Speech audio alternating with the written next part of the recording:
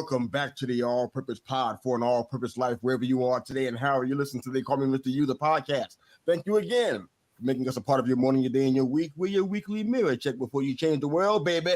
You can find us on Facebook, Instagram, YouTube, and of course, on Twitter. Please like, share, and subscribe. Go change the world. Guess who's in the house this morning? Not just the Bo man, but who else is in here? Somebody as good as Bo. Mr. Herb, man, from the Herb and Raj podcast, seen every Tuesday evening. We had 9 p.m. EST or 8 p.m. 8 p.m. 9 p.m. EST, 8 p.m. Central. Yes. Good morning. One of us had twins, and that kind of determines what time you get to go on air. Now. Oh my goodness! So, we got to go to sleep. Yeah, so that's that kind of dictates things, But yeah, copy that. How you guys doing this morning, man? Good to see you. Good to see you. It's weird to be here on a Tuesday. Yes. Yeah, I don't know what to do with that. It's just like kind of trying to understand. Like, it's a funny story. My wife is asleep downstairs. I ain't going to hear this part, so I'm going to just go ahead and tell the whole world. Normally I don't put nothing on Mondays because that's our time to do our show. We do some recording and whatnot. But she had an appointment, and we had to get that appointment in. And I didn't think about the calendar. I just said yes to the first thing they offered because we had to get my wife taken care of, and it was on a Monday. I'm like, oh, man, surprise. But it's all good. We're here on a Tuesday, man. Good to see you guys in the house this morning. Well, we're talking about the Week 7 matchup. You're talking about the state of the Panthers. I got a good buddy of mine from North Carolina. He is in love with the Panthers, and the man is despondent. So I promised him over a lunch a couple weeks ago. So you know what? We're going to try to break the Panthers down a little bit, try to give you some encouragement, as hard as that might be. I'm going to do my best to encourage my friend. That was my plan. Who's the number 1 overall draft pick in the college football and a Heisman winner? We're talking about Kirk Cousins, what team he might be going to, or where he should go to, that he waived his no trade, and just in all things NFL. So we're going to go ahead and run with this, man. But let's go ahead and jump right in, man. We got two poll questions already out there already. How many games will the Panthers win this year? I got a few responses coming in on the comments already. You guys may have some on your side too. How many games will the Panthers win this year? And the second poll question is Caleb Williams still your top pick for the Heisman? All the experts already chime in already, but I want to hear from you guys. You guys are experts who I actually trust. I want to hear from you guys that are listening out there. First poll question again: how many games will the Panthers win this year? And poll question number 2 is Caleb Williams still your top pick for the Heisman? All right, guys. Did you watch any college football? I know Herb probably can go ahead and jump in. You watched that Roll Tide. I know you did. Yes. I saw a little bit of the Michigan game. I just I'm gonna do that as much as I can anyways. But of course, if we're playing little baby brother, who we had, get them bad beats out to. So we were really happy to see that happen. Bo, any college football from you today? No, I actually didn't get to watch any on Saturday. I was sad because there were some games I wanted to see, but I had a bunch of running around to do, and it's my one day to do actual adulting all week. So actual adulting.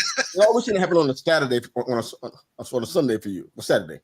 What's that? All your adulting happens on the Saturdays. It does. I spend a lot of time doing this during the week, so I got to have a day where I can actually be out and running around. So usually when I'm watching, what about Wednesday? It's little clips. What's that? What about Wednesday? That's adulting day. Wednesday. Yeah. It's funny though because there's a 3-hour show I'm on that. Spreading yourself too thin, man. No, I do it on Saturday. When college football Saturday, I so for us, I'm on Central Time, so it's 11. So all of my adulting on Saturday happens from 8 to 11. Bingo. Herb, can you come do a job on Saturday morning? I got to be done by 11. So yeah, if we got to get up at 7 a.m., I'd rather do it at 7 a.m. on Saturday. But, it's funny though because my wife wants to be able to go do stuff on a day she's also not working. So there's a very fine window of not getting murdered by my wife. Right. That's okay, right. I want you to get murdered, especially now that we are all accessories to this because you said it out loud on the air. So thanks for that. Well, I need people to back me. We can't find your body from here. Let's keep moving, brother. There's people that watch in the Northwest. All right. Just what you guys did ascertain from this weekend, what do you think about the whole Caleb Williams versus Utah situation? Because that was it was surprising to most folks, but to Bo and I, probably not. We've been talking about this for a while. I'm like, USC can't get away with doing what they've been doing all this time. Going to eventually catch up. Well, and look Utah what has a happened. good D. Utah has a great defense.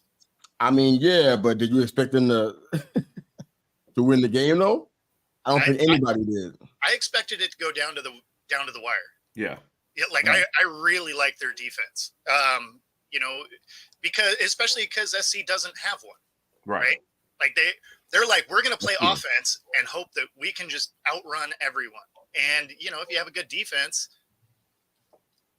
as long as your offense is adequate, like it doesn't have to be great, right? You just got to be able to go punch for punch. If you can get a couple of stops, yeah, you'll be right there. Yeah. I kind of think I know how you guys will answer this next question, but I want to give you a chance to do it anyways. There's some speculation that Caleb Williams is going to sit out the rest of the season, kind of keeping himself healthy going to the NFL. From a football standpoint, I think it's probably a horrible idea because you want to see what he does when faced with adversity. Yep. That's what I would want to see as if I was an NFL perspective who could potentially draft him, especially high.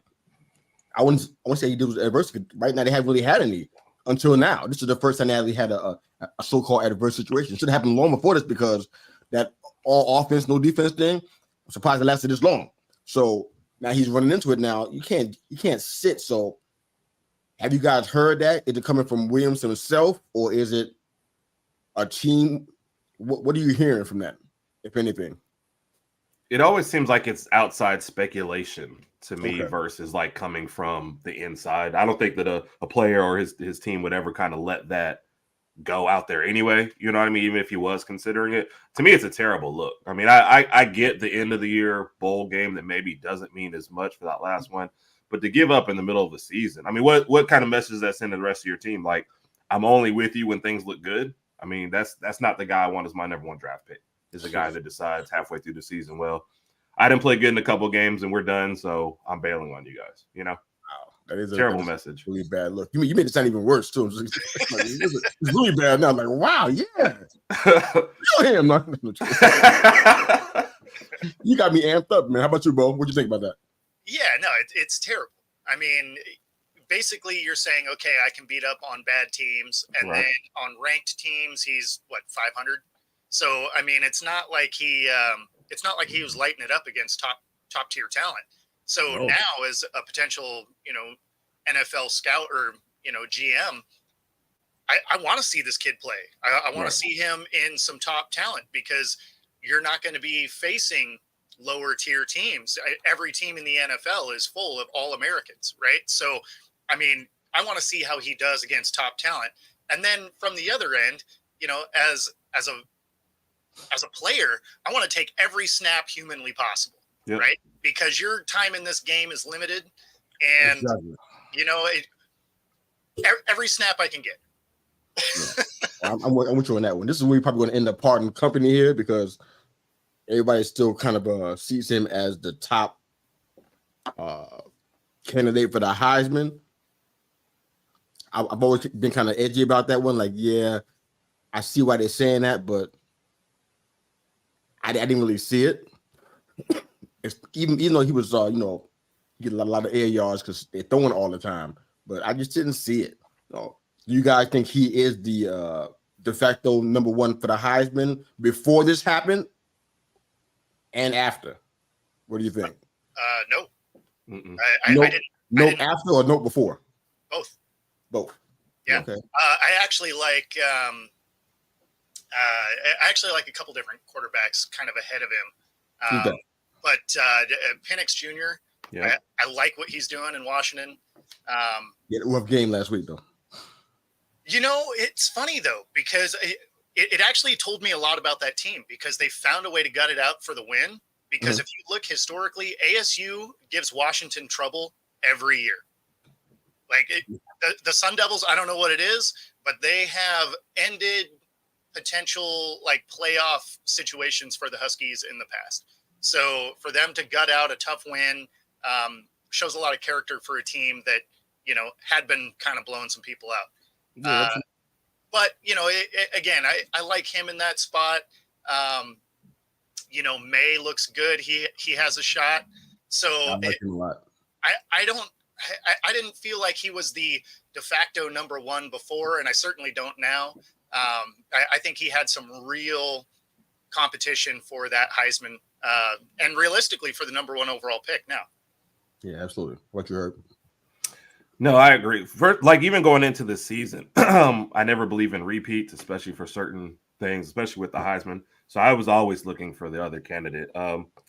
I thought to add to what Bo just said, I thought Penix has been leading it for a while. Daniels, I thought from LSU would be if his team was playing, if they hadn't dropped that first game, and then if their team was just playing any lick of defense, I think you'd hear higher about him. But I also think if they win out, and of course, obviously, I hope they don't, but if they somehow win out, I think, and make SEC championship game, give Georgia a good one, I think then you're going to see his name kind of get back into that mix. And then I think the last couple of games maybe been rough for Bo Nix, but I thought he was in there as well. Yeah, I really like Drake May, guys. 2 weeks ago. Yeah, I like Drake May. I don't know about the Heisman part of it. I just like him. Period. Yeah, people are marking him to the Giants. That's just kind of far afield right now. This is way too ahead of schedule to think that way. But I like May a lot. He didn't have a good game last week. I mean, in regards to at least what he normally does. I mean, he threw 347. He had 2 touchdowns and a pick. But I like him a lot. So I don't know if he's the Heisman candidate. It's gonna be fun to watch the thing play out. How do you think this factors into the NFL draft now? Because there's a little funny thing going on here because now the Bears had their top 2 picks. Right? We're going to find out a couple of things. One, we're going to find out if they really love Justin Fields, I guess maybe in the way that they should, because one thing they haven't had is continuity, and I've seen that on a couple of teams. You keep on changing your quarterbacks out, it doesn't really help out. I mean, even what we saw in New York with the Giants, those changes didn't help. And when DJ came in, he struggled because they were rotating OCs in and out and head coaches in and out. It was bad. You know what I'm saying? So you want to have some kind of continuity there. I know a lot of guys in the fan base want the front office to get totally scrubbed out. I hear that a lot on a daily basis, as a matter of fact. But they got 2 picks, the top 2 picks. And I don't know if they're going to trade out of them, but they got Justin Fields, who I think has a lot of potential. They can work with that if they put some pieces around him. So if you were Chicago, are you taking Caleb Williams, one of those 2 picks? Man. I mean, I guess the real question there is, does Caleb Williams stay in school? Just to avoid them? Right? He's like, oh, the Bears? Nah, it's cool. I can be a senior. If they offer him part ownership, he'll take it, though. Nobody's giving him that. No. Nobody's No? No. Is that irrational? No. He's not that talent. Like, every single one of those owners would be like, yeah, that's cute. Have a good time in the XFL. Like, right. So if you were Chicago, you wouldn't take Caleb and Marvin Harrison Jr. back to back. You wouldn't do that. I would take Marvin Harrison Jr. and then I would take a quarterback that isn't going to be a problem before he got in the building. Right. Like if you're already with what pick?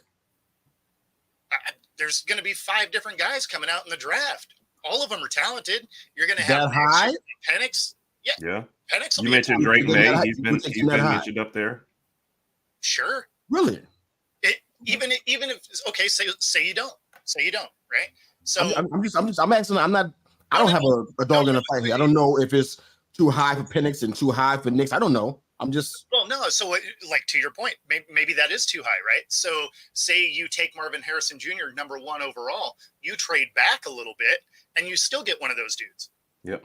So, I mean, and then you get some extra draft capital. I wouldn't waste my time on a quarterback that has already talked about potentially not coming to the draft. It has talked about I need to be part owner of wherever I'm going. I have heard that. When you have top 10 other talent hitting the draft at the same time, why would you do that? Right. I mean, there's no point in kneecapping yourself as far as culture in the building when you're still building it. Okay. Yep. It's like when you're dating a girl and she's just difficult and doesn't like any of the stuff you like, and then you marry her anyway, like you're just asking for trouble. Right? Like it's not going to get better. Right. Especially if you give in to any one of those demands, people are acting like, when a request like this, they're acting like they gave Pat Mahomes that, like when he first got drafted. Like, no, this is not how any of this works. And if you're not even going to win your division, like I need a national title winner, you know what I mean? Heisman Trophy and title winner to come ask me that kind of stuff. Not a guy whose season might be over, halfway through to ask me for ownership. Right. So even then I wouldn't do it. I want to see you be able to do it in the NFL. Right. Like I'm not handing the keys over to my company to someone I don't know can put gas in the car. Yep. Okay. So Herb, you too. So if you were Chicago, you wouldn't take Caleb with either the first two picks. I think Chicago has a bigger problem. They need to get Fields healthy, and they really need to see what they have the rest of this year. Because if I have the top 2 picks and a chance of another quarterback, I need to 100% know either I'm riding with my guy and maybe I'm using those 2 picks. I agree with Bo. One of those picks probably going to end up getting traded back for sure. That's a smart idea. With Fields, just to help build the team around him. If you're gonna keep Fields, he needs to get back. He needs to get back on the field, and unintended. And yeah, sorry. This is what Raj puts up with on the show all the time. I feel bad for him. But that D2 kid did fine. Yeah. So you need to get him back out there, and you need to be 100% on what you have. Okay. I got one more question before we move off on this and go into Kirk Cousins. I want to get to that real quick, but here's my question for you guys. All the guys you named that were not Caleb Williams, how do they compare to Justin Fields, in your opinion? Real quick bullets on the guys you named, like Nix and Daniels and May. Daniels probably the most similar to him. Okay. Penix, much better pocket passer. Okay. You got in there. May, much better pocket passer. So how about okay, so how many of these guys are upgrades from Justin Fields? I think May is an upgrade. Yeah. Personally. That's just me now. I haven't seen a whole lot of NC games, but what I've seen, I think he's an upgrade. I don't care if it's a slight one. I think it's still an upgrade to me. Well, I'm going to steal Bo's point. If I draft another wide receiver and I give him some good weapons, I would take a May or a Penix in there versus one of those guys. If I was going to keep what I had, then maybe Daniels, only because he's younger, maybe hasn't taken as many hits. We just have but at the end of the day, this is a hot mess. You know why? Yeah. Because management there doesn't seem to know what the heck they're doing. I think me and both talked about it, I think it was last week or week before that. They had $85 million in salary cap. They spent most of that on 7 players. Mm-hmm. This team should be the most stacked team. I know. So I know. They just have the market went up because they're out there and they can kind of be buyers in their own market, so to speak. But man, the Bears didn't spend that money, right? Right. Look, you can't even name the 7 guys that I'm talking about that accounted for that $85 million. You can't even name any. Probably can't name one of them. For sure. You know who they are. You know what they've. So to your point, Herb, and they go out and put pieces out there, like, are they going to do the right thing? Are they going to spend right? No, they're not going to do the right thing. The track record is saying no. Yeah. Like, did a different team move to Chicago? Are we talking about the same team? Like, I don't know what we're talking about right now. Management needs to go. I think this. I know I got a buddy of mine, lifelong Chicago Bears fan. That man won't even discuss the team. He won't even talk about it. He loves football. He's a broken man, and it's sad to watch it. He's sad. Now, anyway. So the thing about drafting a quarterback there is you honestly don't even know what Fields is because he hasn't had a good enough offensive line to keep him out of the grass to let him throw the ball. Like he has some good talent this year, which he hasn't had in years prior. And then there's been tons of coaching mismanagement, but also like the line just still isn't great. So he ends up having a lot of plays that break down. Not to say that other quarterbacks don't have to deal with it, but I mean, man, he gets hit a lot. Yeah. Yeah. This is the concept that kind of it just makes me go crazy because they had all that they had the run of the whole entire draft. It was Chicago's draft. They could do whatever they want. That's how much money they had and how many picks they had. You didn't take care of O-line with a guy that was supposed to be a franchise quarterback, supposedly. You didn't take care of that? Stupid stuff. Yeah. I don't get it.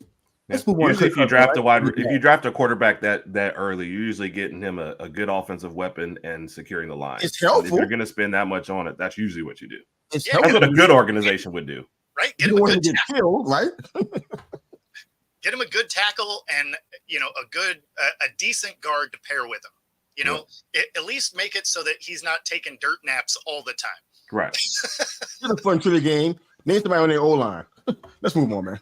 All right. All right. Where would you guys? I mean, I don't know. Honestly, I can't say where he is going to go because we don't know that right now. But where would you like him to go? Because right now he's wages no trade clause. I think the time with the Vikings are over. I think the Vikings are setting up. They had 7, I think, in the NFL draft. I think, yeah, they had 7. They're probably taking a quarterback. So one of them guys you named, they're going to be going to a cold weather city named Minnesota, probably more than likely. Right. What do you like about Kirk Cousins? He was with the Redskins before. Now he's with the Vikings. Where do you like him? I wouldn't have minded him on the Jets, to be honest. I feel like with that, what happened now, though? So where do you want him now? I mean, where are my choices? If I can't take the Jets, whatever you want.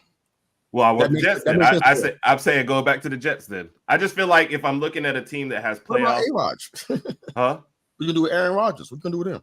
Well, it's the last year of his contract. Yeah, it's the last year. Yeah, I'm just down for a year. But he's spending most of it on the sidelines. They're gonna give him some kind of break, man. Well, no, I'm talking about Kirk Cousins also, though. Kirk Cousins, this is his last year in his contract too. Yeah. So I would send him to the Jets for a year. So I mean, with that defense and like Buffalo maybe scuttling a little bit, there's probably still an opportunity there to come up in the division. Defense is going to keep you in most games, so you're not asking Kirk to win you a lot of games. You're just saying I need a guy who's not going to lose a lot of games. So we're okay with you throwing the ball away and punting, and we'll keep you in most games. We just need some plays at the end. So. They played tough against a couple teams already. I mean, look at the KC game. If they had a little bit quarterback play, maybe they win that one too as well. So who knows? I'm shocked by that comment, man. Why? I'm shocked. Why? I don't see them cutting Rodgers off. If he played the entire season and didn't do well, that's different. But he's out with injury. I think you're dealing with two different situations, though. You're saying like, give me a team for Kirk Cousins for the rest of this year because he's a free agent anyway at the end of the year. And they don't have Aaron Rodgers for the rest of the year, and they do have that defense. Reasonable places that he can actually go. So here's the issue with the Jets, because otherwise it would be a reasonable location. Because at the end of the season, you punt, right? You're not keeping Cousins, you're not re-signing him, whatever, right? You got Rodgers for another year. You've already paid him. So that organization is pretty solid at quarterback next year. But the thing is Rodgers went into this, alternative rehab and surgery and everything. And so he's so far ahead of schedule that you would be, if you bring him in now, if you bring Cousins in now, you're essentially telling Rodgers, I don't care how good your rehab is, sit down. Right. And I don't know that that's the message that the Jets are trying to send to Rodgers or fans or anything. Right. They want that hope around the organization. But you would lose as soon as you bring, Cousins in. But the thing is it really comes down to how much the Vikings just want him out of the building, right? Because they're realistically going to be on the hook for whatever the rest of his contract is this year, no matter where he goes. And then they'll get like a sixth for him and like a pack of Big Red or something. And that's kind of it. So it has to go to a team that is essentially just a quarterback away. And there's not a lot of teams that they're just a Kirk Cousins away, right? Okay. A team that I could see him actually landing on that, clearly needs a quarterback for the rest of the season.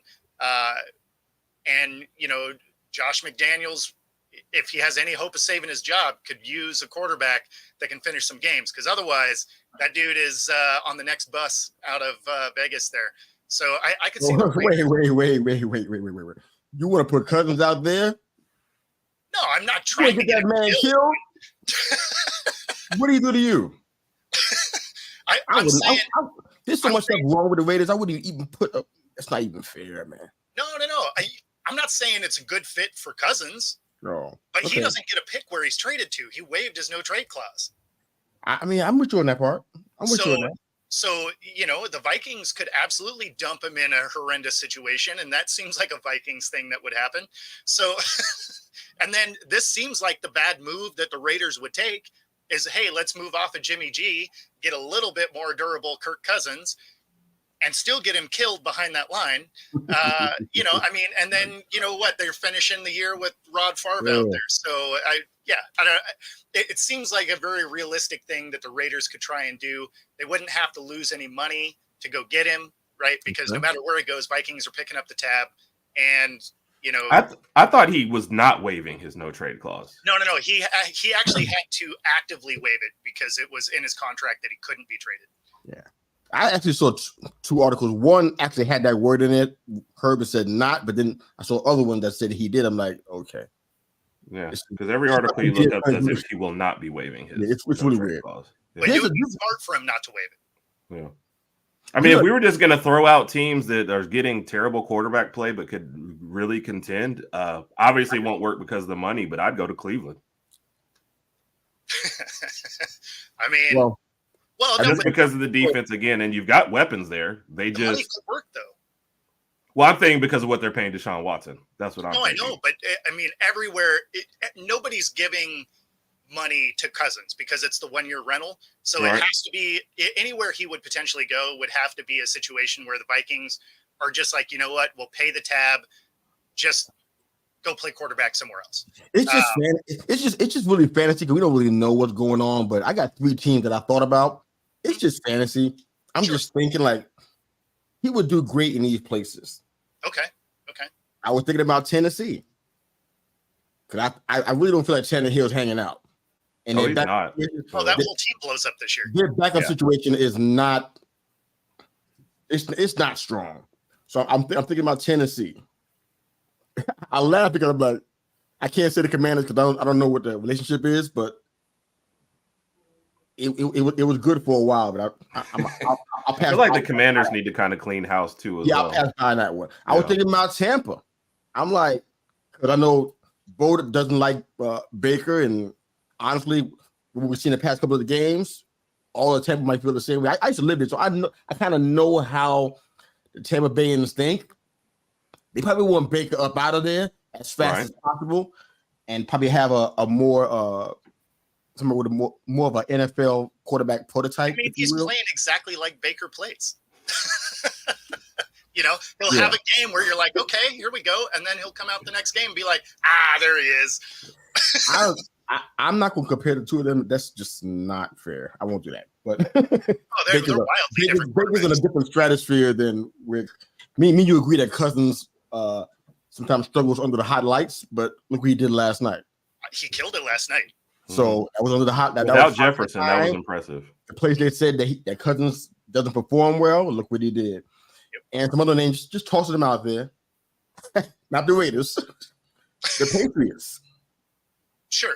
And I even thought about if Ridder is going to be somebody that's not going to hang out with the Falcons because it's kind of hard to tell. I'm hearing so many up and down things about him. Atlanta ain't a bad place for him either. You got a decent O-line. You got a superstar running back that catches passes too. Give Cousins they got some good tight ends over there too. So I mean, that's a good spot. I like that spot more than most of the ones that I said too. I like Atlanta more than most of those. But all right, we just hanging out talking about that. Let's talk about the Panthers, man. Let's go ahead and try to break this down in as much as we can. I got a friend that's probably listening right now that I owe him. I'm a man of my word. What do we know about them right now? So first off, they traded their first round pick to Chicago, so they don't have anything in the first round. Their biggest needs are wide receiver, edge rusher, cornerback, especially with the fact that Dante Jackson may be getting shipped out. Linebacker, they got a guy named Jeremy Chin who I love. He's a linebacker / safety. Loved him when he first came in. Injured with a quad, so he didn't come back until mid-November. And then they need interior O-line help. They're the only winless team still left in the NFL, but surprisingly enough, they're not the worst by offensive standards. They I think they're 23rd in rushing yards, 26th in rushing touchdowns, which is not the worst. 23rd in passing yards, I think they rank average to above average in passing touchdowns. I think they're 14th. So they're middle of so Bryce Young is throwing the ball. 11th in first downs gained. They're middle of the range of third down conversion. So they're not the worst in the world, but they don't have any wins to show for it. Their defense, however, that's near the worst in the league. They got some problems in that area. And that's where they're going to have the biggest issue in the all season, because they got 4 guys that are going to be probably moved out. Justin Houston, Haynes, Gross Matos, and of course Brian Burns, who other teams are calling the Panthers to see they come up for a trade. So I don't know if they're going to pull the trigger on that or they're going to keep him. I probably would try to keep him if I could, because they need all the content they can get, because their whole defense is probably going to be getting gutted, or at least the most talented parts of their defense. How do we fix these guys, man? Give us some encouragement to my friend, man. My friend name is Malcolm, and he needs some help, man. He loves the Panthers like you love Roll Tide and how you love the Seahawks, man. He loves them like that, man. How can we help my brother out, man? What is there a bright side in here that you can encourage him with? Checks in the mail, by the way. Go ahead. Go ahead, Herb. Maybe if he gives them about 3 years, they'll have a chance to build up. Like I mean, it just looks bleak this year, with the games are losing, and like you said, the defense not playing well. And you mentioned Burns and keeping him, but some of those trade packages that they've been offered for him, I might have had to bite just to help build up the rest of the team. I think you mentioned everything on there they need except, like, I don't know, safety and water boy. Like everything else is just is just bad. There's no hope like on the immediate horizon. So I would say, man, I think Michael knows that. Yeah. So I tell him I would just have to be patient, to be honest. Copy that. But what do you think, man? Yeah, I mean, this season is definitely not that year for them. Oh, we know that part, but he knows that too. Yeah, for sure. I mean, one of the things they have to address immediately is that offensive line, because Bryce Young isn't going to stay healthy enough to play in 3 years if they can't keep him upright. Because, he's not a huge guy. He's not going to be able to take those hits that are, coming from 6'5", 365, right? Like he doesn't have the frame for that. So they need to get some O-line protection to help this dude out. But, and then you'll see some of his numbers get better, right? Because I think as it sits right now, he's like 6 touchdowns and 4 picks, something like that, right around in there. So, I mean, you should see those numbers kind of come around if they can keep him upright. Because at this point, he's generally behind in games, just slinging the rock, trying to keep pace. And, he doesn't have the protection, the weapons. He's just not that guy yet. So it's this year, not so much, but next year they should be able to take a step forward. Year 3, that's probably a realistic, competitive team. There's some promise out there, man. I really felt like in the offseason I saw it. And I think on one of the shows that we did, NFL show, I felt like I said that the Panthers would have like at least 6-7 games in under their belt. I feel like I said on one of these shows, and I stuck with it, man. I said I saw that they had enough potential to do that, but I don't know. I was looking right now; it's not looking great. I mean, they got a losing record in 19 of their last 29 seasons. It's like they traded coaches out like you change your socks, and it's like, who's next? I feel like this is going to come back at some point to upper management / ownership. It's going to come back to them at some point in time, man. Because the heat's starting to get hot, and they can't avoid it. You can't change the coach out and think it's going to solve it. No, this is a lot of the big decisions have been made from up there. It's not head coaching stuff. It's upper management stuff, GM stuff, maybe even ownership stuff. And they got to take that heat. So I think a lot of fans would love to have a change up at the top. I don't think they love Tepper like, you might think they do. So that's they probably still end up dumping Frank Wright if they don't. He's a goner. He's a goner. I'm surprised he was even there to start with. I was shocked by that. I'm like, he's not the quarterback whisperer that people keep on saying that he is. It's not that. No. He whispers. Buffalo was awesome. Come on, it's all whispers. He's do better. Buffalo was awesome, but this is not. I don't think he's what they said he was, and it's starting to really show right now, man. How are we gonna do power rankings, man? Herb, can you do power rankings today? Of course. I mean, they won't be like Bo's power rankings.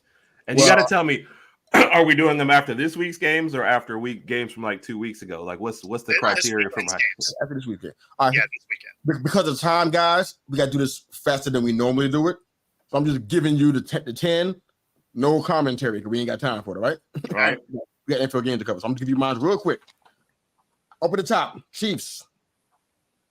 Oh, no. I changed it now. I don't have the edit. Oh, snap. Okay. You go first. See? All right. Bo, go ahead and do yours. I'll get mine. I got it. All right. So we did it with a little bit of movement at the top here. So I got KC at 1, Eagles at 2, Niners at 3, Dolphins at 4, Bills at 5, Lions dropped to 6th, Ravens at 7, Cowboys at 8, Jags at 9, Seahawks at 10. All right, Herbie, you get yours. Go ahead. Keep in mind this off the top of my head. Yeah, Chiefs at 1, Eagles at 2. I think I might go with Ravens at 3, Dolphins at 4. Because of my love for a fellow friend, Lions at 5. Niners at 6, just because they look rough lately. I don't think they're the 6th best team, but that's where I'm giving them right now. Let's see. Who am I missing here? Jags at 7. Is that where I'm at? Yeah. Jags at 7. Let's go. Who else am I missing? Cowboys at 8. Mm-hmm. Bills at 9. And a toss-up for 10. Toss-up? All right. I have no idea. Shoot. I'll give the Seahawks at 10 just because I like Bo. All right. Well, my ranking don't mean I don't like I love you, bro. But mine don't have the self in it. But my first one I got the Chiefs. I got the Eagles at 2. I got to give props to the Ravens, man. I got them at 3. Yeah. Don't like how it's been done, but they winning. Lions drop down to 4. Niners, not good. Past couple of games, dropping down to 5. Yeah. Dolphins, Cowboys, got the Steelers coming in for the first time in our power rankings at 8. Got the Jags at 9. Got the Browns sitting at 10. They've been winning, but I'm kind of edgy about that quarterback play. So I got them at 10. So all right, power rankings. All right, so we got enough time probably to do a couple of games apiece. Who wants to jump in? What you got? Well, let's go. All right, so I'll go ahead and start off with TNF. This will be really quick. Jags and the Saints. I'm not sure where you guys picked for them to win. I think I had the Jags to win this, but numbers wise, I have no idea what I had. But it seemed to be there's a problem with both of these teams starting off fast. They both have problems with this kind of stuff, but with New Orleans, it's even worse. And the timing still seemed to be off, even after all this time. I know Carr was out for a couple of games with injury, but the timing is still off. Still a lot of drop passes from the wide receivers, man. I mean, they outgained them, the Jags, I think 407 to 330. They're not finishing drives with points 2 weeks in a row. I mean, since Houston, they have been able to do that. They rallied in the fourth quarter from 15 down. I'm gonna say right there, that little section right there, that part. If you go back and look at if you can see the tape or some of the game where Carter, that it was precision personified. I mean, he was the best I've ever seen him in that little small pocket. I mean, that pass to Thomas, it was like everything was just like smooth, and they drove down the field and scored. I'm like, where's that guy every other game? It's really weird to see that. But they capped it off with the Taysom Hill touchdown run. Got the ball back because of some good defense. 17-yard pass to Thomas. I mean, Derek Carr was elite in that little rally right there. But then, all these third down fails, it just ended up killing them. They were like 3 for 18. And it's like, we had the Saints winning the division. It's not a hard division to win right now because of what's going on with the other teams. But man, I don't know if they can end up not winning the division. As bad as they're playing right now, and even in a bad division, they can end up not winning it. What are your thoughts on that game if you have any? If not, we can keep moving. No worries. It was quiet. Go ahead, Herb. Well, I just you're kind of like it's what you've been looking, I guess, for the Jags. This year maybe having a little bit better game and maybe a little more continuity. The division's there for the taking. We kind of mentioned with the Titans scuttling and not knowing what's going on with the Colts. So, me from a personal standpoint, I still want to see Ridley get a little more involved. I think that'll help boost the team up a little bit more. But I think for the Jags, you've got to keep putting it all together every week. So it was a good win for them, especially when maybe defense didn't come to play like you wanted, but very, very good win for them. Yeah, absolutely, man. Right. Yeah, I mean, I don't really have anything to add to that. Like, it was a good win. Next game. What you got? I know you want to do the Lions and the Ravens, Bo, right? Was that your plan today? It wasn't, but it should have been. Because, wow. Yeah, that was bad. I did not expect them to. Sure, I'll talk about it.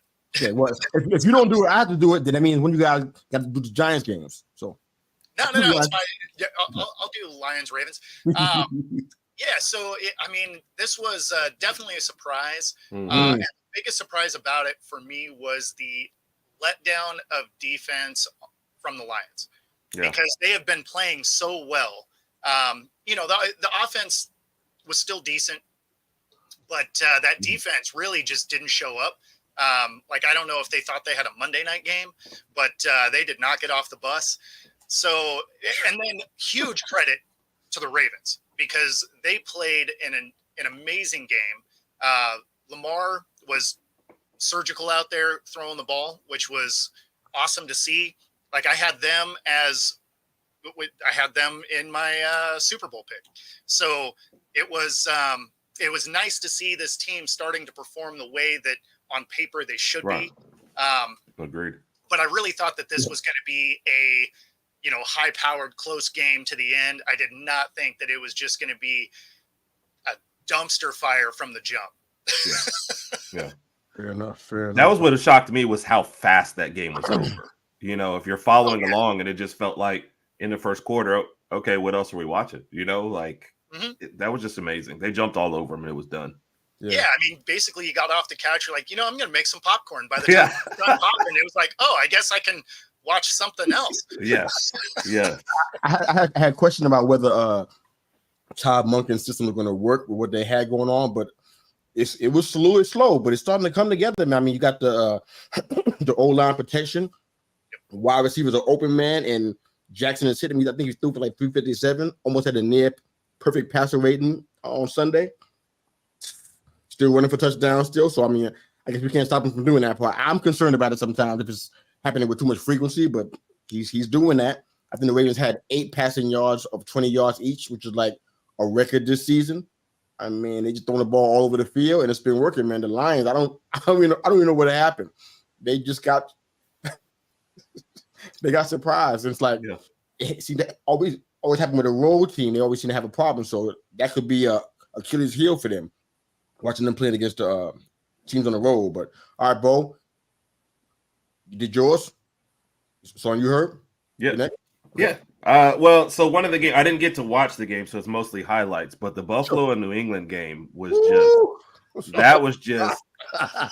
you're watching the score, come across, and I'm thinking, okay, they're giving them fight early, but third quarter they're gonna get overwhelmed or whatever. And Mac Jones playing with 25 for 30. I didn't think I'd see that stat line. But the most impressive thing is when Buffalo scored that last touchdown, there's less than 2 minutes left in the game, and you're thinking you have to get a touchdown from the New England offense. I'm thinking that's not going to happen. It's just I guess they needed a field goal at the time, but I'm thinking it's not going to happen. And when they actually led a game-winning drive with everything that's been going on this year, I don't know if it says more about the fight in New England or what's going on with Buffalo when they just happen to lay an egg like this. But that was one of the more impressive game or more of the surprising score lines of the weekend to me. Yeah, me too, man. I was like, wow. And see, this is the part that's frustrating. I think Bo can attest to this. I talk about Mac Jones a lot more in this show. I think I don't know why. I'm not a Pats fan. I talk about him a lot in that game that he played against the Eagles. No, I'm not. But I talk about him a lot because that game against the Eagles, right? I actually had time to sit down and watch it. There was distractions in my household, but I was just blocking them all out. I could see. I was seeing like I never saw before. And Mac Jones, man, he was just dicing the Eagles up, man. I think he had like 522 yards in there. He was just dicing them up. It was surgical. And it's like, if he plays like that, man, my prediction for the Pats early this year would happen. Right. They'd have 8 games locked in. And it's like, but that's not what's happening. But see that again, him come back and kind of have that research. I'm like, why does he keep? Where does he go for games? Where's that? The Mac Jones I saw. Where does he go? Right. You know, he comes back and reappears with a cape on. Here I am. I'm like, where you been? Mac Jones is funny though, because if he can stay clean early, he'll have a decent game. Right. If he gets hit a couple of times early in the game, like a good hit, right? Like somebody gets in for a sack or something. Mm-hmm. Mentally, he's just not the same guy the rest of the game. I don't know what it is. Like, I don't think it's to the level of Darnold seeing ghosts or anything, but it's one of those where he's a different dude after he gets hit a couple of times. It seems to affect him more than your average quarterback. But if he can stay clean, yeah, he can throw the ball. Like, there's no debating that. I mean, when he came out in the draft, he was the most polished guy in his draft. He had the lowest ceiling of the guys drafted. Right. But he was the most ready to go. What does the problem that with mean? him, huh? What does that mean? What part? Guys that have the low ceiling, and those are the guys that end up going to the Hall of Fame. As long as you got a good system around him, you definitely can. Exactly. He's just not. He's not the Josh Allen, Joe Burrow, throw the team on my back to get a win guy. He's I got to play within the system, and there's nothing wrong with that. There's nothing wrong with that quarterback. If you have a good line and a nice system, I will take a dude that is smart with the ball and accurate over hero ball any day of the week. Yep. Hero ball's fun to watch as a football fan, not as it being your team, but as a football fan, it's exciting to watch. If it's your team, you're just like, come on, man, like, make smart plays. Yeah. To his point, Mac Jones' full season at Alabama, and I think some Alabama fans seem to ignore this. He had the Heisman winner. His running back was 5th in the Heisman voting, where Mac was 3rd. Probably the best play caller that we've had in Sark, now the coach of Texas, and a great line. And he's one of those guys that you're like, he knows where everybody on the field is supposed to be, when you draw up the play. And he can get it to there. But like to Bo's point, if anything is off kilter, if something happens, like Mac's not that guy, like to change it up and to make it better. So, but if you set him up, he's going to be great for you. So. Yeah.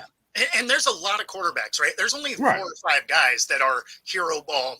I can make the difference on my own. The rest of them are the Brock Purdy's, the Geno Smiths, the Kirk Cousins. Like, they need the system to work, right? Like, it's not like they can just go out and make a win happen. They're not Mahomes. It's just they need a good system, and there's nothing wrong with that. You can be a very effective quarterback in the NFL and win championships, go to the Hall of Fame, all of that, being that level of quarterback. But you just need to be in a situation where the coach schemes for what you're good at, and you have good pieces around you. Yep. Yeah, so much fun. We got listeners out here. Say good morning to half of the Herb and Raj podcast, soon to be award-winning podcast on your YouTube channel and on Twitter. Herb and Raj at 9 p.m. EST every Tuesday evening. Second half. Good morning, Raj. Good to see you. And good morning to the mother, Madame Crouch. Good morning. Hey. Good to have you in the house. Yeah, my Commanders, Giant, it's going to be short. And I think for time's sake, and I do rant from time to time about the team, so it needs to be short. But for me, I'm like, how did this happen? Everybody else is celebrating, and they're saying, man, yeah, we got to win. We beat the Commanders or whatever, and we look good doing it, whatever. How did this happen? Was just because Tyrod was back here? I mean, I'm analytical, so I'm breaking this whole thing down. Like, how did this happen? It's not because we played the Commanders. It can't be just that. You know what I'm saying? Because they played teams tough during the year. It's not that. Was it because Tyrod was back there and it wasn't DJ? Was it because Pugh was on the line and he got another game under his belt and he's more comfortable out there? Was it because Dabo took over the offensive meetings? Mm-hmm. What caused all this? Nobody has an answer for me. Maybe you guys do. But I'm like, what's causing all this stuff? These guys defense had 6 sacks, which is like probably their highest this year, I would think. Yeah. Second quarter touchdown passes from Tyrod. He was, again, surgical. He was just he was dicing them up. I mean, and we finally used our rookie Hyatt. If you see the clip on Twitter, if you can't find it, just go to my profile and scroll down to Sunday. So I'm so embarrassed for the guy. I don't even know his name. I feel bad for him and his whole family. Wow. Hyatt. He was jogging, and this dude was huffing like, I gotta catch him, I'll lose my job. And Hyatt was just trying to like he wouldn't even run in full speed. The weapons that we have out there are amazing. Shit, running back. But we got some incredible weapons out there. It's like first offensive touchdowns or the first half of the season since it started. Shepard. That's a crazy stat. Yeah, not good. Shepard, muff punt. He's not playing that much. I don't know if that's why, but muffing the punt. Broccoli fumbled inside the 5. I got 2 running backs that are hurt. So they're primarily our special team guys. So I think it was Gray and Brightwell, who was supposed to be special teams, so we can kind of have a backup for Broccoli if we need to have it. And they're both hurt, so that doesn't bode well, But I think for me, we're making progress, but not scoring in the second half at all makes this long-time guy kind of uneasy. Right. But it is progressive. I did see some positive change going on. I don't know what you guys saw, but grateful for the W. I don't know if it was Tyrod or Pugh or Dayball or all three. Keep that going. Well, I mean, sometimes just having a quarterback change can make a difference, right? There's not a lot of current tape on him. So there's those elements where, maybe the store needed some change and they had to break that roll of dimes and Danny just isn't your guy. I'm married to the team. I said this on both of you guys' show. I don't care about none of that stuff. Right. Because I had diapers on. I don't care about that. I care about the team. Anybody can go. Just keep on winning. I don't care. I don't care. How do you feel about me and Bo? Are we good? Or are we? I love y'all. I hope you'll never leave. Okay. The biggest thing is Tyrod does give him a better chance to win because he's a little more mobile. Bo will be the first one to leave out this group. Watch. He'll be the first one to leave us. Watch. I had doing 9 shows. He'll be the first one to bounce. Watch. It ain't gonna be me. I'm loyal. Oh, okay. I'm just gonna step away for a minute. I'll be right. Me and Bo do this every Monday morning. He's out here off the top rope. All right, so next game. Who got it? Well, I mean, we might as well talk about this Monday night game. Report. So, it's one of the reasons why I didn't have the Niners slide as much off of my top 10, right? Because they've been number 1 most of the year. Right. But why I didn't have them slide a ton is because of the amount of injuries that were on the defensive side of the ball. So it's not like they just got exposed and people have a blueprint for them. They just didn't have the people on the field. And then you also came up against a Kirk Cousins that was having the game of his life out there. I mean, it was probably one of the most accurate throwing days for Cousins you've seen in a while. So, and he did it in prime time. I mean, that was probably the most unbelievable part of this game. He did it under the hot lights of Monday night. Usually he's, feet up by the fire in his backyard by the time the second quarter hits. So, I mean, they played great. They schemed for the Niners incredibly well. And the Niners did have some injuries on that defensive side of the ball. They shouldn't have played as bad as they did, obviously. Right. But I mean, some of the passes that Kirk was able to make was pretty impressive. That catch by Addison to rip it out and take it to the house was amazing. So, I mean, there were a lot of things that were really going the Vikings' way. I mean, you don't typically rip the ball out of a defender's hands that just picked the ball off and then take it to the house. Like that is not a common occurrence. Yeah. That is not a week in and week out kind of accomplishment. So they had some things that were going their way, but I mean, kudos to the Vikings. They put quite the game together. Yeah. Did you think that game showed you anything about Purdy? No, I mean, not really. Like he actually was accurate most of the night. Like he had a couple of throws that weren't perfect, but that Vikings defense was actually kind of getting home, which is surprising, right? Because they haven't played great defense all year. Right. But they were able to create some pressure. Purdy was, again, he was relatively accurate. He stood in there like a champ and got blasted on a couple of his throws. So, I mean, he definitely showed that he can play in this league, but he's like we were talking about earlier. He's not that hero ball guy. I need a good system. I need decent protection, and I can pick you apart. If I got to go into hero ball mode, he may not be that guy. I did like his breakout scramble for first down that should have been a huge sack. So, I mean, he has athleticism. He's not the best runner in the world, but he does have athleticism. So, yeah, I mean, he's that system quarterback, and I don't say that with a negative connotation. You just got to know what your quarterback is good at. Right. Fair enough. All right, well, I'm good there. I don't have anything to add. You got a Miami and Philly, Herb? Raj is not going to like this part of it. I don't know if it tells me more about because he's a huge Dolphins fan, but it's like as a Dolphins fan, are you concerned now that you've lost to the only two teams that are above 500, on your record? And I know this game is probably closer than maybe the 40, but it's still a double-digit spread in both. The Bills game wasn't, close at all. And in this one, it just felt like you could just never get over the hump with Philly. And they were just kind of like, it's almost like they were toying with him. Like, okay, we're kind of even right here, but we know we're going to win this one in the end. And, I love it for Jalen Hurts. I know he's getting a little bit banged up out there, but I think he's still out there competing. I love the progressions that he's doing offensively. And one thing I love that Philly did was getting him A.J. Brown, man. And I think he makes a difference for him in every game. That's great. That thing took me off. I'm like, how did y'all get him? I mean, Philly's making because then they just trade for the safety.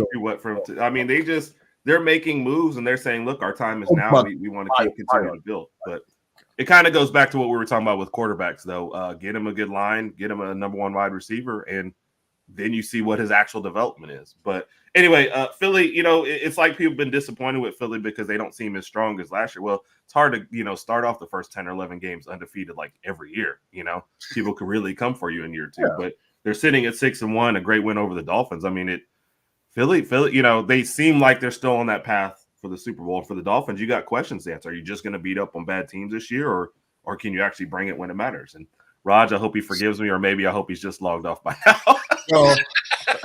We'll look for his comments. He's still commenting, so we'll talk about that after this. I'll share the comments as we get to it. He's still commenting, so he's still here. Okay. Raj, I love you, bro. I love you. He still hears you. But yeah, I mean, their 5 wins this season against teams that had to come combined, I think, 8-25. I'm like, that's not. It's not world beaters and whatnot. And one team that had a winning record, which was Buffalo, I think it was 4-3, something like that. Yeah, they lost that game by 28. So it's like those are legit arguments, and that's why they falling down our power rankings. It's only fair, man. But wow, I think with me and Bo were talking about the Eagles a little bit. Be real brief. They just haven't been playing well, especially in the first half. It's been ugly, and then in the second half, they kind of do enough things to get by. I don't know if we do a whole season like that, but. Right now, it's working good enough. And wait, so you're saying a team that plays bad in the first half and then plays really well in the second half might not have a good future? No, I'm just saying that I don't like that they're doing that. Super Bowl aspirations. I don't. I'm just saying that's very personal to me right now. So that's. Wait a minute. Okay, wait. What are we talking about? We talking about the Tide? Yes.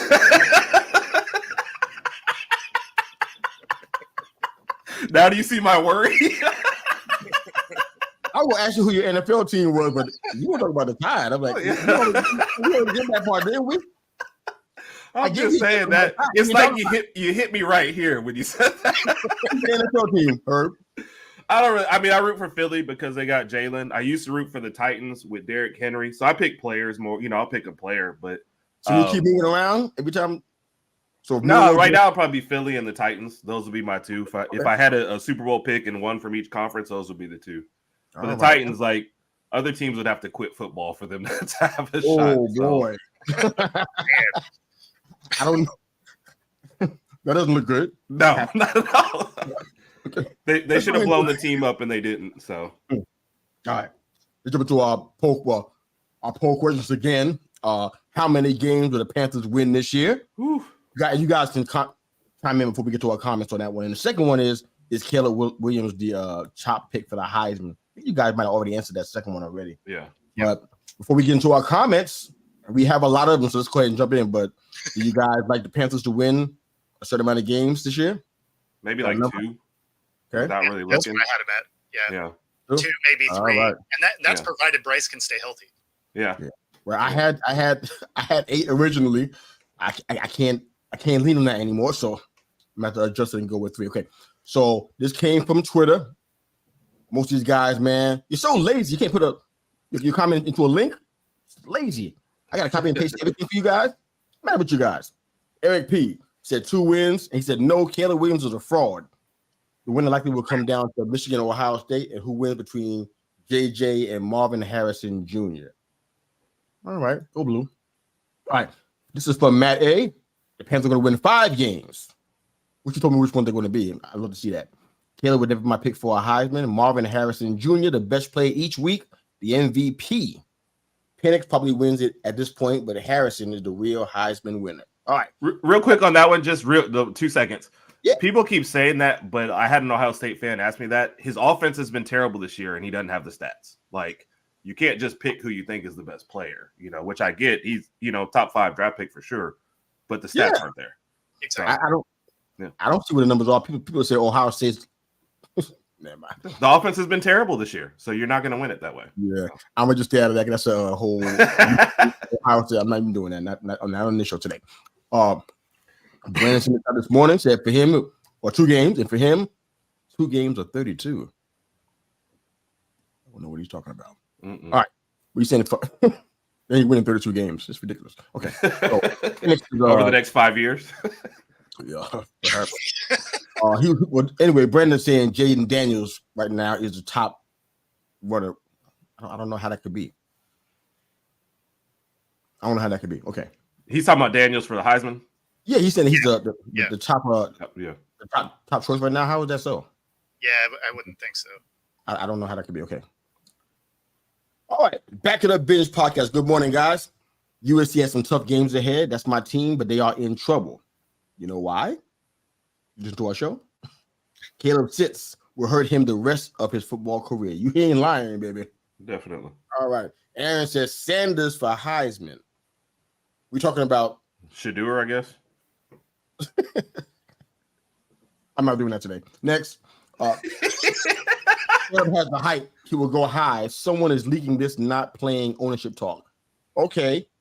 Maybe, but I meant to mention this earlier, but they get some things that we're hearing from him that kind of sound kind of arrogant. Exactly. So if you hear some leakage that happens that's arrogant, I'm kind of piecing it together. Like kind of another link in the chain. I'm hearing crazy stuff. You want ownership? You ain't did nothing in the NFL. Exactly. And as a matter of fact, beside the Heisman last year, you didn't do a whole lot in college to say, you know what, this is I'm the greatest in college football history. He even asked for NFL ownership. That's just so okay. Caleb does have the hype, but I don't see that happen. This is for you, bro. I think Josh says, "Can Geno Smith stub his?" Oh, I should have read this first. I should have read that first. I don't normally put that kind of mess out here. Josh, you know better. All right. Can he? Okay. Can the Hawks get the Cousins? All right. I don't know what to do with that kind of stuff. So no. They got past me. I'm sorry. Why would you want Cousins? Why would you want Cousins? Like, he does not fit what Seahawks do at all. Like, they make their offense around the run and around the ability for a quarterback to move around. Cousins ain't that dude.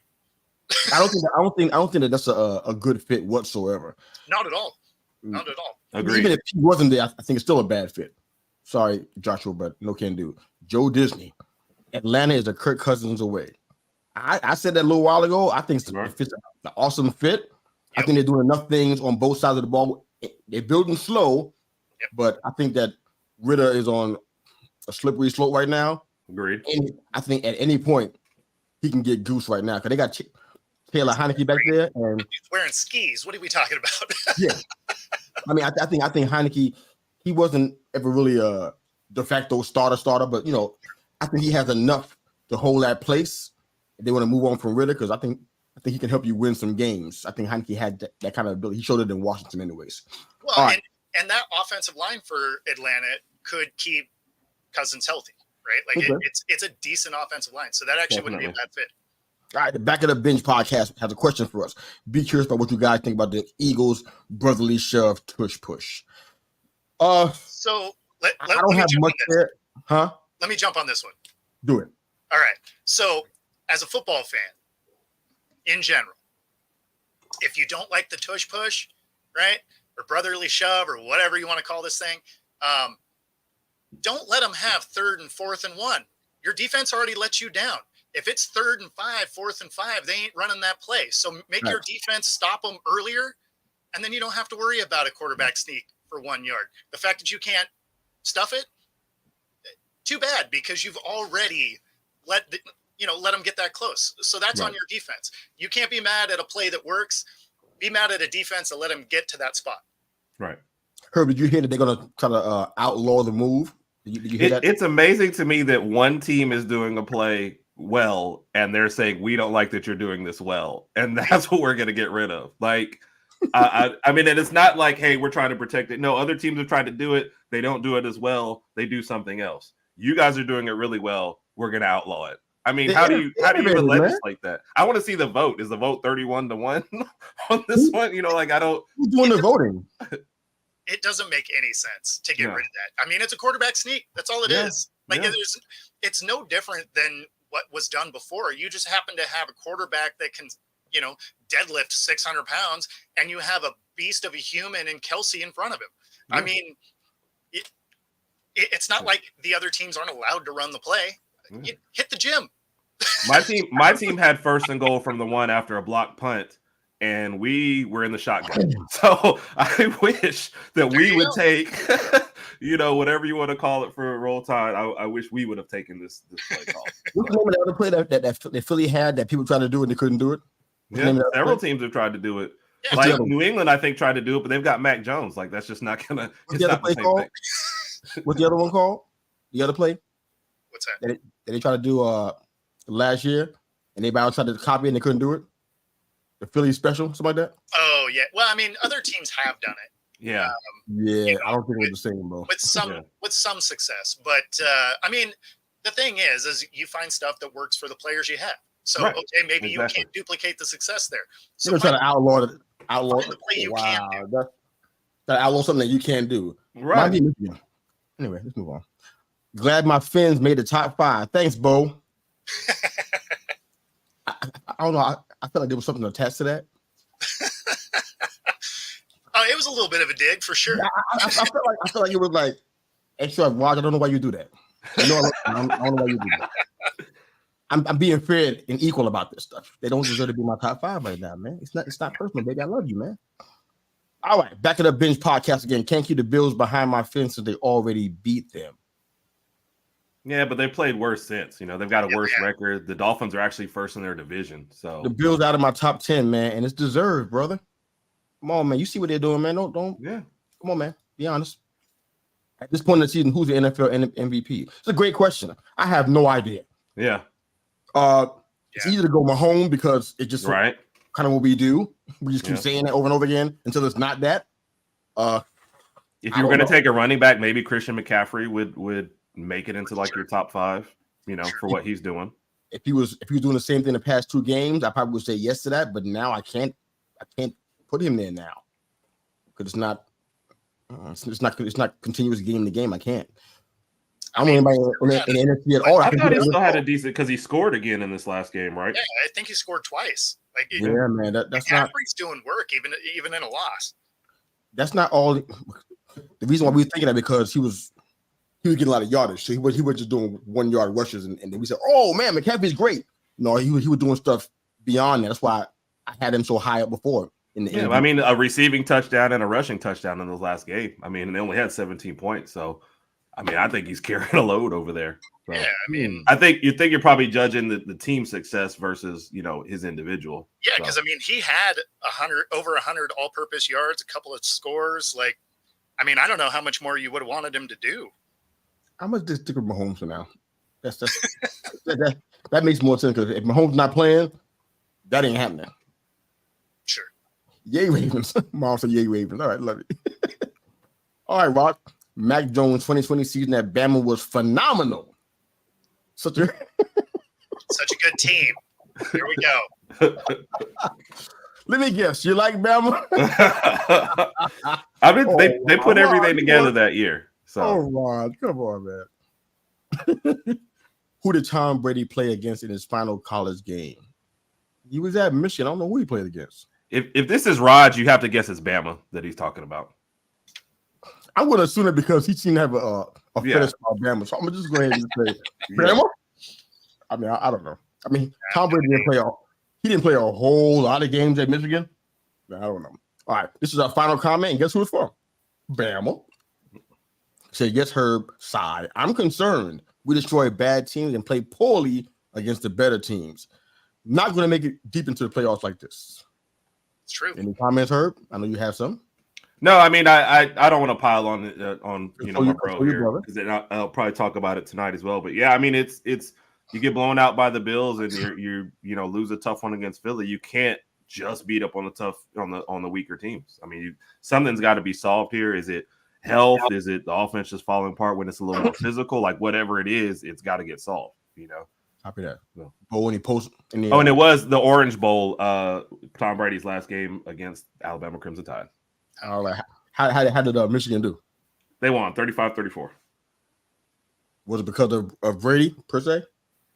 I haven't looked into the stats. I just looked it up. What? Oh yeah, 369 yards, 4 touchdowns. Oh my God, that's a good day. That is a good day. It's a very, very, very good day. And then he gets drafted in the 6th round. Like nobody was watching this game apparently. Now you just have to have a good pro day. That's why I don't trust. Exactly. A pro day that you invite people to on your own campus, and that gets you drafted. That's why I don't trust the first round of the draft. It means nothing. It really doesn't. But okay, any any final thoughts, bro? Man, I got to bounce back and pick them because holy crap, I got beat down last week. It was every underdog style win. Man, I was just watching Sunday, just mad. I'm just like, there's no way. Hands down, the worst outing of Pick'em I've ever had playing to date. Weekend. It was rough. I even dropped surprises all around. Look how many games with surprises. Who knew that? They were all surprises. well, I was mad. The Chargers and the Chiefs didn't surprise me, but almost everyone else, yeah. I was shocked by most of what happened. Yeah, and then even last night, right? I'm thinking Cousins, prime time, no defense. I'm like, here we go. This is a get right game for the Niners. Right? But to keep the trend true for the whole week, I took a fat L there. Ended up like going 3-9. Brutal. So I went into the weekend up 3 games and left the weekend down 2. Ooh. Yeah. You need to have a near perfect record for the next 2 weeks, and you'll be all right. Right? I gotta do some work, and I need some teams to actually show up. Copy that, man. So good to have you guys. Let everybody know how they can find you. How can they find you, Herb and Bo? Go ahead, Herb. Well, I'm on X. We're on at Herb Raj Podcast. We also do our show is live Tuesday nights now, 8 p.m. Central, 9 p.m. Eastern. Tonight we're breaking down Alabama season thus far, so that should be a nice roller coaster of a show. And then plenty of YouTube videos. We do our college picks. We do Bama versus the world. So you can find us on our YouTube channel as well. Sweet deal, Bo. Yeah, you can find me right here every Monday morning on the Mr. U podcast, and of course on my channel, Football Talk, and my Twitter handle is there on the screen, or it was a second ago. and I'm on there all the All time. right, brother. I'm trying to serve the people. I'm trying to serve. Here we go. Back to the team, bro. I'm so sorry, bro. No, it's cool. It's cool. Nice. I know it is. They're on Twitter or X or whatever. It is Football Talk with Bo. I can't say X. I'm still saying Twitter. I can't. That's why I just put Twixter on there. Yes, I like it. I like it. But it was so much fun to have you guys, man. This is the kind of stuff that when it happens now, I get sad just over like, wow, when's it gonna happen again? Well, I've been in the presence of greatness, so I've just been nervous the whole time. Like, oh, please, you destroyed. You did fantastic, man. You made this show better. And I mean that with all my heart, man. Absolutely. I appreciate y'all having me on, man. Thank you. Thank you guys again, man. And guess what? Show's over, man. Yeah. Outro time.